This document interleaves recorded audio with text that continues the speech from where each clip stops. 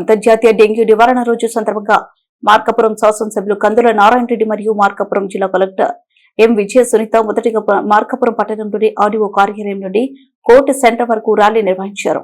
అనంతరం court centre లో మానవహారం ఏర్పాటు చేశారు. ఈ సందర్భంగా శాసనసభ్యులు కందుల నారాయణ రెడ్డి మాట్లాడుతూ ప్రతి ఒక్కరూ తమ పరిసర ప్రాంతాల్లో నీటి నిల్వ లేకుండా శుభ్రం చేసుకోవాలని, ఇంటి వద్ద ఉన్న పూల కుండీలో, టైర్ తదితర వస్తువులలో నీటి నిల్వ లేకుండా చూడాలని, తద్వారా దోమలను రాకుండా చేసే డెంగ్యూను అరికట్టవచ్చన్నారు. ఈ కార్యక్రమంలో ఆర్డీఓ, ఇతర శాఖల అధికారులు తదితరులు పాల్గొన్నారు. ఇబ్బందులు పడ్డారో, ఎన్ని రకాలుగా ప్రజలు కష్టాలు పడ్డారో గతంలో అనేక సందర్భాల్లో చూసాం.